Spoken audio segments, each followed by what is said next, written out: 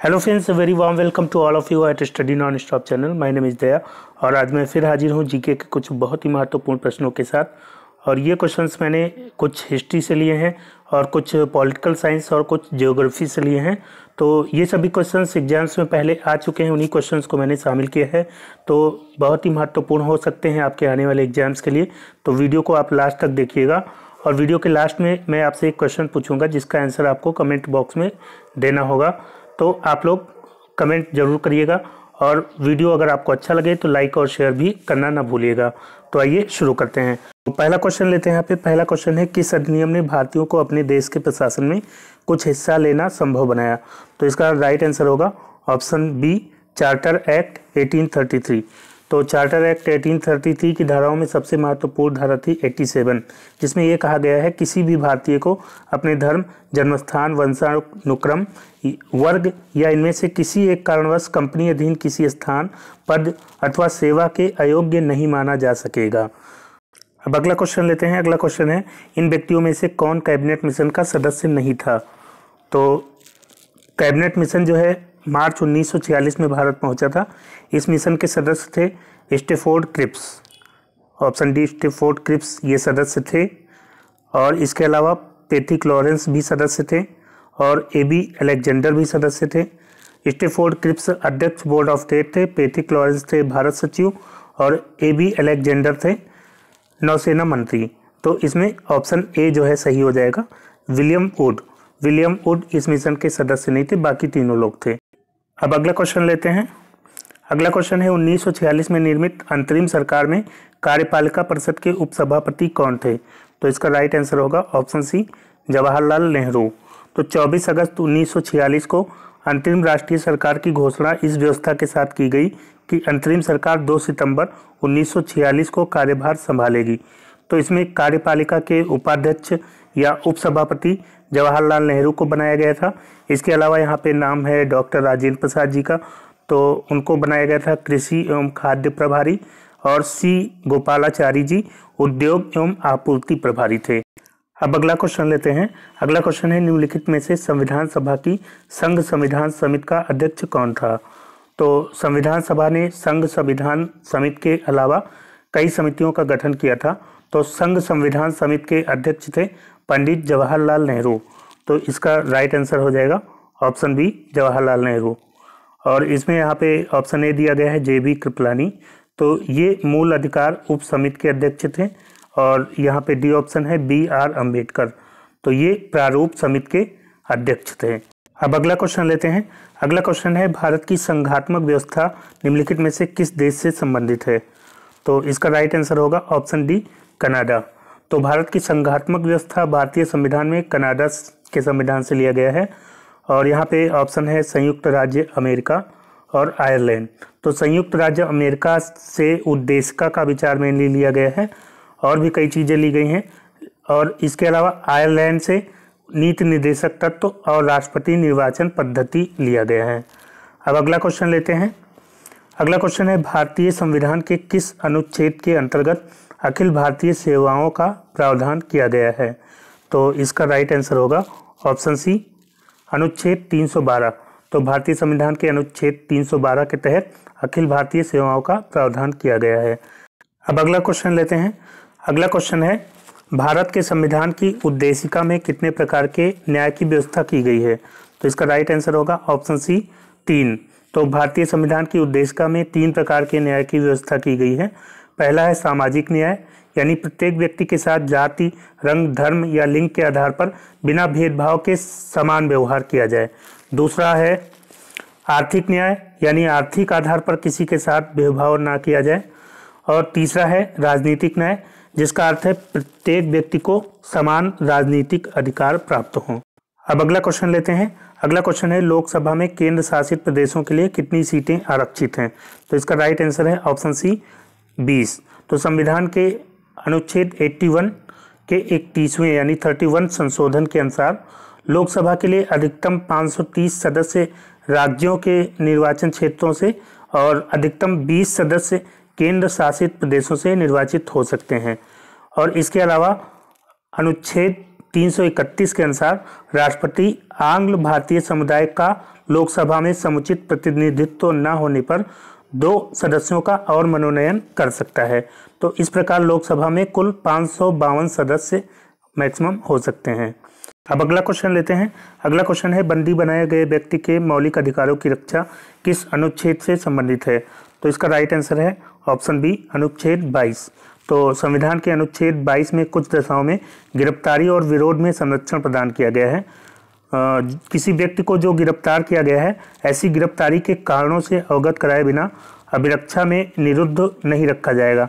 यानी अपनी रुचि के अधिवक्ता से परामर्श करने और प्रतिरक्षा कराने के अधिकार से उसे वंचित नहीं रखा जाएगा। और यहाँ पे एक ऑप्शन दिया गया है अनुच्छेद 15। तो ये किससे संबंधित है? धर्म, मूल वंश, जाति, लिंग और जन्म स्थान के आधार पर विभेद का प्रतिषेध करना, ये इससे संबंधित है। और अनुच्छेद 17 जो है संबंधित है अस्पृश्यता या छुआछूत का अंत से। और अनुच्छेद 21 दिया है यहाँ पे, तो अनुच्छेद 21 का संबंध है प्राण एवं दैहिक स्वतंत्रता, जहाँ पे दैहिक स्वतंत्रता का मतलब है कहीं भी जाने का अधिकार, यानी विदेश भ्रमण भी इसमें शामिल होता है। अब अगला क्वेश्चन लेते हैं। अगला क्वेश्चन है, 1857 के विद्रोह के समय बैरकपुर में कौन ब्रिटिश कमांडिंग ऑफिसर थे? तो 1857 विद्रोह के समय बैरकपुर में ब्रिटिश कमांडिंग ऑफिसर थे जॉन बेनेट हेर्से। तो इसका राइट आंसर हो जाएगा ऑप्शन डी, हेर्से। अब अगला क्वेश्चन लेते हैं। अगला क्वेश्चन है, हाली पद्धति किससे संबंधित है? तो हाली पद्धति बंधुआ मजदूर और बंधुआ मजदूरी से संबंधित है। तो इसका राइट आंसर हो जाएगा ऑप्शन बी, बंधुआ मजदूर से। तो हाली पद्धति के अंतर्गत बारदौली क्षेत्र में कपिल राज जनजाति के लोगों को उच्च जातियों के यहाँ पुश्तैनी मजदूर के रूप में कार्य करना होता था। अब अगला क्वेश्चन लेते हैं। अगला क्वेश्चन है, मुगल सम्राट जहांगीर ने निम्न में से किसे इंग्लिश खां की उपाधि दी थी? तो इसका राइट आंसर है ऑप्शन डी, विलियम हॉकिंस। तो विलियम हॉकिंस सन 1608 ईस्वी में जहांगीर के दरबार में भेजा जाने वाला ब्रिटिश राजा जेम्स प्रथम का अंग्रेज राजदूत और मुगल दरबार में आने वाला प्रथम अंग्रेज था। ये 3 साल तक मुगल दरबार में रहा। जहांगीर ने उसको इंग्लिश खां की उपाधि दी थी और इसके अलावा आर्मीनिया की एक स्त्री से उसका विवाह कराया था। अब अगला क्वेश्चन लेते हैं। अगला क्वेश्चन है, भक्त तुकाराम कौन से मुगल सम्राट के समकालीन थे? तो इसका राइट आंसर है जहांगीर। तो तुकाराम का काल 1608 से 1649 ईस्वी के मध्य माना जाता है और ऐसा माना जाता है कि संत तुकाराम 1649 ईस्वी में अदृश्य हो गए थे। तो 1608 से 1649 ईस्वी के बीच 2 मुगल शासकों का कार्यकाल आता है। पहला है जहांगीर का, तो उनका शासनकाल था 1605 से 1627 और दूसरा है शाहजहां का, तो उनका कार्यकाल था 1627 से 1657। तो यहाँ पे शाहजहां ऑप्शन नहीं दिया गया है, तो इसलिए यहाँ पे जहांगीर ऑप्शन सही हो जाएगा। अब अगला क्वेश्चन लेते हैं। अगला क्वेश्चन है, इंडियन ओपिनियन पत्रिका के प्रथम संपादक कौन थे? तो इंडियन ओपिनियन पत्रिका महात्मा गांधी द्वारा दक्षिण अफ्रीका से 1903 में प्रकाशित किया गया था और जिसके प्रथम संपादक थे मनसुख लाल नजर। तो इसका राइट आंसर हो जाएगा ऑप्शन बी, मनसुख लाल नजर। मनसुख लाल नजर ये नटाल कांग्रेस के सचिव थे और ये पत्रिका गुजराती, हिंदी, तमिल और इंग्लिश में प्रकाशित होती थी। अब अगला क्वेश्चन लेते हैं। अगला क्वेश्चन है, पश्चिमी भारत के डीके कर्वे का नाम निम्नलिखित में से किस संदर्भ में आता है? तो डॉक्टर डीके कर्वे एक प्रसिद्ध समाज सुधारक थे। इन्होंने विधवा विवाह एवं स्त्री शिक्षा के क्षेत्र में महत्वपूर्ण योगदान दिया था। इनका पूरा नाम था धोंडो केशव कर्वे। इन्होंने रानाडे के साथ मिलकर विधवा पुनर्विवाह आंदोलन का संचालन किया था और उन्हें शिक्षा देने के लिए विधवा आश्रम संघ की स्थापना की थी। ये विधवा पुनर्विवाह संघ के सचिव थे और 1916 में इन्होंने मुंबई में प्रथम महिला विश्वविद्यालय की स्थापना की थी। तो इन्होंने विधवा पुनर्विवाह और स्त्री शिक्षा के क्षेत्र में काफ़ी योगदान दिया है। तो यहाँ पे स्त्री शिक्षा ऑप्शन नहीं है, तो विधवा विवाह ऑप्शन यहाँ पे सही माना जाएगा। अब अगला क्वेश्चन लेते हैं। अगला क्वेश्चन है, निम्न में से किसने महात्मा गांधी की खिलाफत आंदोलन में भागीदारी की भर्त्सना की थी? तो इसका राइट आंसर है ऑप्शन डी, M.A. जिन्ना, यानी मोहम्मद अली जिन्ना। तो मोहम्मद अली जिन्ना ने महात्मा गांधी की मुस्लिम धार्मिक नेताओं द्वारा प्रारंभ किए गए खिलाफत आंदोलन में भागीदारी की भर्त्सना की थी, जबकि मौलाना मोहम्मद अली और शौकत अली, अबुल कलाम आज़ाद, हकीम अजमल खां और हसरत मोहानी खिलाफत आंदोलन में गांधी जी के प्रमुख सहयोगी थी, जिन्होंने गांधी जी को राजनीति में धर्म न लाने की सलाह दी थी और खिलाफत आंदोलन में गांधी जी की भागीदारी के विरुद्ध उन्हें सावधान किया था कि वह मुस्लिम धार्मिक नेताओं एवं उनके अनुयायियों के कट्टरपन को प्रोत्साहन न करें, जबकि गांधी जी अंग्रेजों के खिलाफ आंदोलन में मुसलमानों का सहयोग पाना चाहते थे, इसीलिए वह खिलाफत आंदोलन का समर्थन कर रहे थे। अब अगला क्वेश्चन लेते हैं। अगला क्वेश्चन है, अटाकामा रेगिस्तान कहाँ पर है?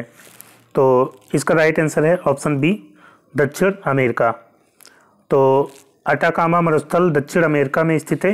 ये संसार का सबसे शुष्क मरुस्थल और सबसे शुष्क क्षेत्र है। इसमें सोडियम नाइट्रेट, तांबा और अन्य खनिजों के विशाल भंडार हैं और ये उत्तरी चिली में विस्तारित है।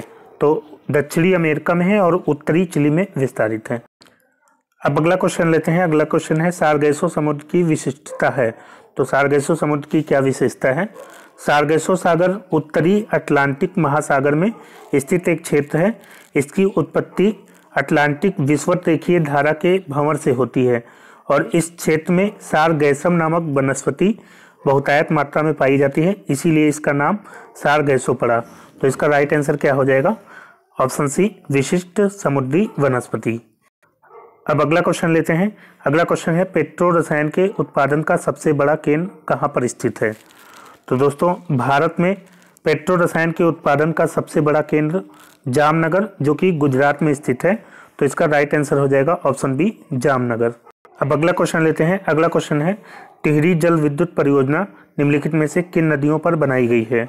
तो इसका राइट आंसर है ऑप्शन सी, भागीरथी एवं भिलंगना।